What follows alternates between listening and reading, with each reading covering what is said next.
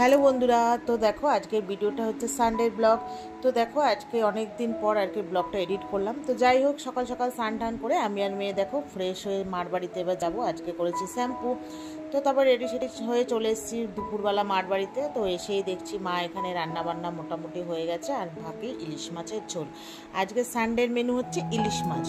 তো চলো মা আর কী কী রান্না করেছে তোমাদের সাথে শেয়ার করি। তো দেখো রান্না করেছে এই যে টমেটো দিয়ে টক ডাল, তারপরে ওইদিকে তো ইলিশ মাছ হচ্ছে, আর এখানে মুসুরির ডাল করেছে পেঁয়াজ দিয়ে, ঠিক আছে।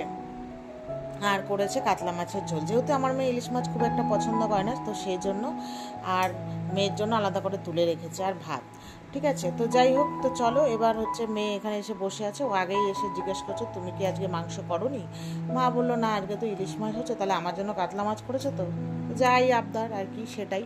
তো যাই হোক, মা বলে হ্যাঁ করেছি। তারপর ঘরে বসে দেখছিল জাব্বি মেট, স্কুলের থেকে কোত্থেকে শুনে এসছে, খুব নাকি ভালো বই।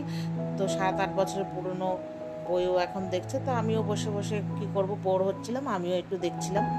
তো ইলিশ মাছ রান্না হয়েছে বলে আজকে না মা অনেকদিন পর ছোটো মাসিকেও বলেছে দুপুরে খেতে। তো চলো, আর খাওয়া দাওয়ার পরে কোনো ভিডিও করিনি।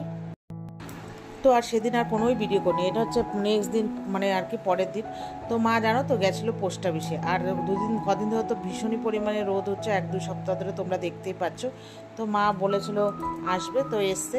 তো আসার পরে মাকে বললাম চা খাবে, তখন বাজে 1টা খানিক। তো মা বললো না। তারপরে এসে মার সাথে কথা বলতে বলতে মা আর কি বললো চলে যাবে। আমি বললাম যখন এসছো বাড়িতে কেউ নেই, সবাই দেরি করে আসবে, তা আমার বাড়িতে ভাত রান্না করে খেয়ে যাও। তারপরে তো বললাম যে খাওয়া দাওয়া করে বিকেলেই যেও। তো মা বললো না। তবে যাই হোক, আমি বললাম তাহলে আমি জানো তো বন্ধুরা ভাত বসাতে গেছিলাম। ভাত বসাতে গিয়ে হঠাৎ করে না মনে পড়লো যে মা তো পোলাও খেতে খুব ভালোবাসে। তো মাকে বললাম তুমি কি পোলাও খাবে। তো মা বললো কর। তো জানো তো ওই দেখো, এই যে মানে মোটামুটি 45 মিনিটের মধ্যে আমার ডিম কষা আর পোলাও রান্না হয়ে গেছে। তো প্রেশারে আলু আর ডিমটা সেদ্ধ করে নিয়েছি, ওই জন্য চটপট হয়ে গেছে। আর এখানে মিক্সিতে পেস্ট করে নিলাম মশলা, আদা রসুন পেঁয়াজ টমেটো, ঠিক আছে। আর ওইদিকে চালটা হচ্ছে একটু ধুয়ে রেখে দিয়েছি জল ঝরানোর জন্য।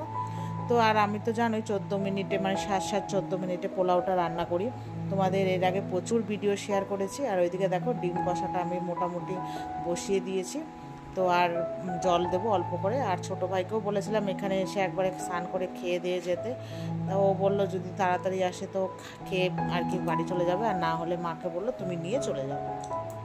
তো যাই হোক, তারপরে ঘরে গিয়ে দেখি মা ঘুমোচ্ছে, আর প্রচুর রোদ উঠেছে। আর মা তো সকালে ওঠে প্রচুর, ওই জন্য আর কি সকাল সকাল ঘুম থেকে ওঠার কারণে দুপুরে আর ঠিক মতো ঘুম হয় না। বুঝতেই পারো এক একজন এক এক টাইমে আসে, তোমাদের সাথে সব সময় শেয়ার করি।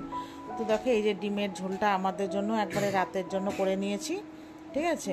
আর এখানে এই যে পোলাওটা এবার বসিয়ে দিয়েছি গরম মশলা ফোড়ন দিয়ে, আর ওই যে হলুদ নুন মিষ্টি আর ঘি দিয়ে তো মেখেই নিয়েছি তোমরা দেখলে। আর এই যে এবার মানে ওই ঘি আর একটু সাদা তেল আর ঘিয়ের মধ্যে গরম মশলা ফোড়ন দিয়ে আর কি বসিয়ে দিয়েছি চালটা। আর এই যে দেখো 7-14 মিনিট আমার পোলাও টান।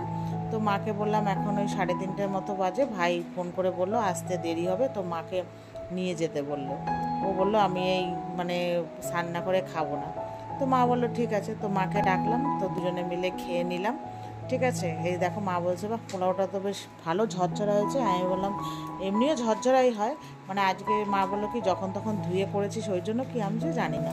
তো খুবই টেস্টি হয়েছিল। তারপর মা খেয়ে ছোটো ভাই আবার আসলো, এসে নিয়ে চলে গেল।